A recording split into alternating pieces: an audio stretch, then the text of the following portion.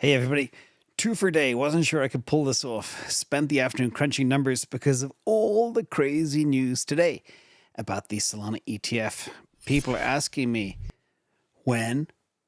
Price impact. That's it. Two things. So I modeled it all out so you don't have to guess. And again, these are price predictions. But let's go through some very interesting stuff behind why VanEck is behind Solana.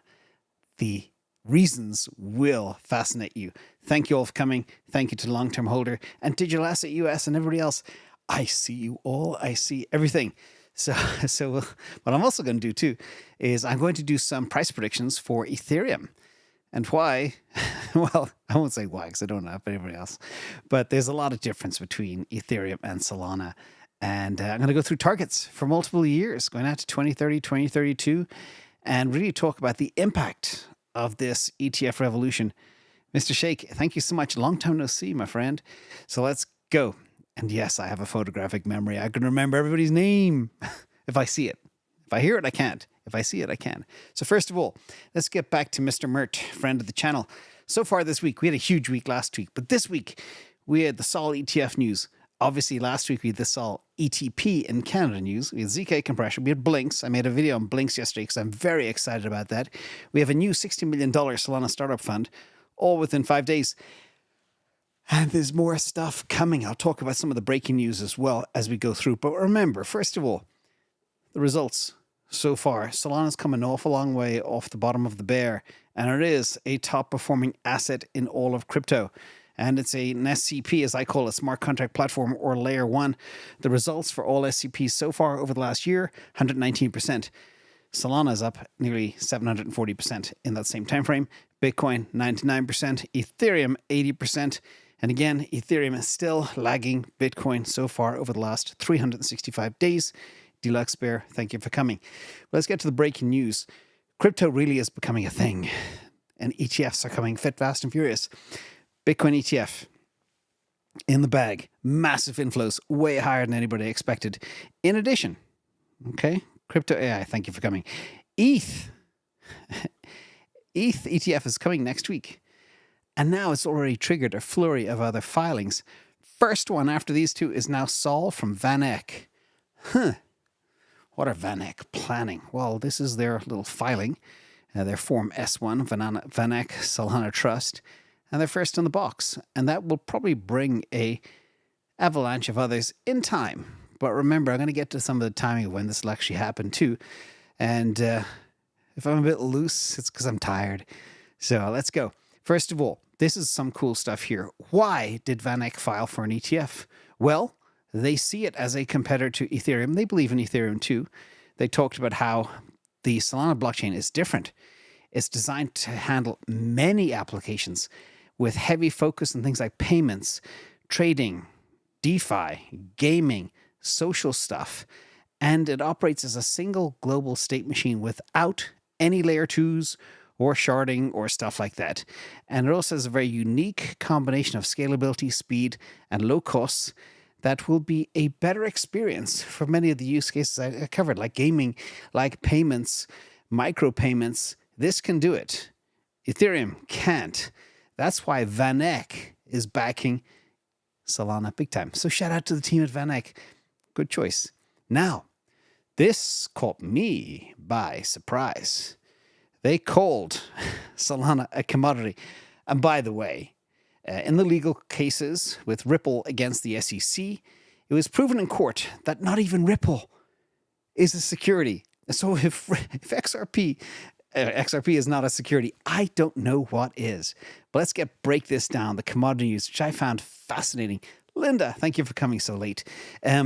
Utility in the ecosystem is big because Solana is used to pay for transaction fees and computational services on the unified state machine called the Solana blockchain. And it's similar to how Bitcoin and Ether function in their respective networks. It's number one on the box. Also, tradability.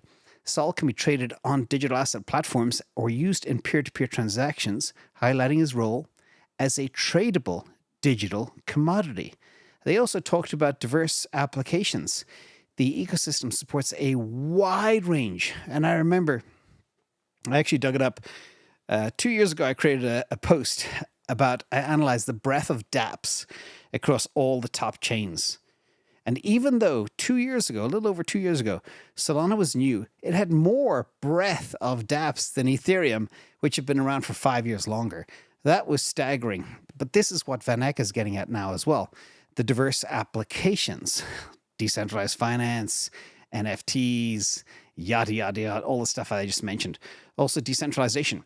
Solana network operates without a single intermediary or controlling entity, with transaction validation and record keeping maintained by independent validators worldwide. When you look at the Nakamoto coefficient, okay, the measure of decentralization, Solana is more decentralized than Ethereum. And the Ethereum people don't like to hear that, but it's a fact of life. Because if you can control 2 or 3 of the key players within Ethereum, you control more than 50% of the network. For Solana, you need to control the top 22 players to get to that same level. And that's interesting. And by the way, when FireDancer comes, Solana will explode in decentralization because anybody can turn on a validator with a piece of crappy hardware, generic stuff. Now, the final thing is commodity characteristics. Solana's decentralized nature, high utility, and economic feasibility align with characteristics of established commodities, making it valuable for investors, builders, developers, entrepreneurs, yada, yada, yada. And now you can even come up with any business use case without being a developer and spin something up using the Solana blockchain. So this is why VanEck, and I hope I didn't misstate them in any ways, my interpretation of why VanEck calls Solana a commodity. Now, as usual, the ETH Maxis are upset again from, I guess this guy Kale is an ETH person. You guys are idiots. And he said this to Matthew Siegel, who works at VanEck, who is the guy who was doing all this great stuff behind the scenes. You guys are idiots. At least wait for the ETH ETF to trade. You have to ruin every piece of momentum just to be first in some kind of XXX wagging contest with BlackRock. This will never get approved until mid-2025 at the earliest. And Matthew Siegel responded, I didn't realize that competitive business activities constituted the wagging. I thought that was hilarious for a senior official at VanEck to say that. It was brilliant. And that's the beauty of Twitter. It's open, honest conversation. Now, fair credit to Kale, mid-2025, not beyond the realm of possibility. So I like the way he added that too. Now, pundits poop on the idea too. Legal experts say VanEck Solana ETF filing will face many hurdles seen by previous attempts to list Bitcoin and Ethereum ETFs, including market surveillance and manipulation concerns. Many also say such funds are inevitable. You cannot stop the ETF train. Though it may require a change of leadership at the SEC, we know this is not going to happen until the good old GG is gone. Now, also, the people always pointed, and I myself always did too, lack of futures for Solana, like on CME, like Bitcoin and Ethereum has, but that can easily be put in place. So once BlackRock does a little bit more homework as to how they need a global universal blockchain that can run RWA properly, then the skids will be greased, as they say. Now, let's get into some more. Seyffart. James Seyffart. First SOL ETF filing in the US will be interesting to see if other issuers immediately follow suit. I don't think they will. I think they'll take their time. But early thoughts that this only has a shot to launch sometime in 2025, especially if we have a new admin in the White House and SEC, even then, not guaranteed. I think this is also correct. I agree with James and I agree with Kale and his wagging competition. 2025. Don't expect it to happen this year unless BlackRock really want to get involved. But the most important thing is we do need that regime change. Maybe Brian Armstrong can catalyze this change, which I covered in this morning's video. And I don't see GG putting it on the fast track to approve it. But again, as I said before, rumor has it the ETH ETF could happen on Tuesday, and under a legal circumstance, there is no leg to stand on to deny the SOL ETF if taken to court. The question is, does Solana care? No. I think they want to get FireDancer up and running first, get a lot more adoption in the box, then go for the ETF. But wait, the price stuff is really interesting when I get to that in a second. So first I'm going to tackle the ETH ETF expectations and model this out scientifically as I possibly can. So many expect, including myself, the Ethereum ETF to attract about 15 billion in net flows within the first 18 months. Okay, this is compared to Bitcoin doing about 50 billion in about a year. So 15 into ETH in about 18 months, very possible. Also, many believe 5 billion in inflows could, just 5 billion, could cause a 40 to 50% increase in Ethereum's value. So I decided to break it out using my IA Multiplier, which is built for Bitcoin, but I'm going to apply it to Ethereum right now in a simple little model here. With multiple multipliers, I've got a 20, which 21 used to be my Bitcoin multiplier back in 2021. Hey, Andy in Australia. Then we have a 30 multiplier and a 50 multiplier. By the way, Bitcoin goes all the way up to 126 right now. Different. It's more scarce, more hard, different animal, but I'm using conservative multipliers here for this money flow. And if we assume $15 billion comes into Ethereum in 18 months, that will have an impact on market cap of about 300. These are crazy numbers. 300 billion. You divide that by the number of tokens available, and the impact on price of ETH is about 2,496. You add that to the current price of 3,445 approximately. You get to 5,944. Call it $6,000. So this is the conservative multiplier from me for the impact of $15 billion flowing into the ETH ETF. That's sandbagged, just a 20x multiplier. That would give you a 72.4% return on investment based on today's prices. I think it could go a lot higher in 18 months, not $6,000 target, but higher again. So ETH Maxis, if you're listening, I hope you enjoy this. If we take it to a 30 multiplier, it takes the price of $7,200, and a 50x multiplier will take us to $96.89, nearly $10,000. I think somewhere 20 to 30 is very reasonable, very sandbagged, very conservative from where we are now. In fact, a doubling of where we are now gets us to 7,000, which coincidentally, little confluence in numbers here, takes us exactly to my 30x multiplier in a year and a half. So watch this space. Now, I'm going to apply the exact same model and theory that I've been using for Bitcoin for years, the Bitcoin IA multiplier. I'm going to apply it to the SOL ETF with some assumptions as well. First of all, this ETF is not going to come until next year. So we're going to start the clock in about a year's time. Now, I would expect the SOL ETFs to attract the same as the ETH ETF, $15 billion. $15 billion. The exact same amount, because this chain does a lot more, but it's a much smaller asset. This is where the numbers get really freaking crazy, and I'm very excited to share them with you right now. So again, taking, and thank you, QC, Coiner, and Joe, same model, different number of tokens, same spend, same multipliers. The impact on Solana price for a 20x multiplier from $15 billion of inflow from an ETF would increase the price of Solana to $799. That's a 432% ROI, and that's the sandbag case. A 30x multiplier takes us up to $1,123, and a 50x takes us to $1,772, or an ROI of nearly 1,100%. I know it sounds unbelievable, but it's a much smaller asset.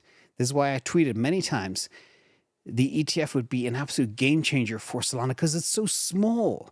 It's not $1 trillion asset. It's less than $100 billion. And that's why it's going to have a big impact. And remember, it's hard to believe these numbers, especially after this puppy has gone up, from a very low floor, and it's up nearly 740% for the year. In fact, it's up more today.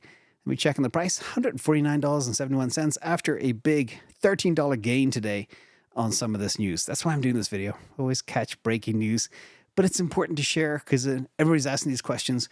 So that would be big. Now, I decided to compare the ETH ROI to the Solana ROI. Assuming both get their ETFs, both have $15 billion, what is the return on investment for each asset, assuming you bought today?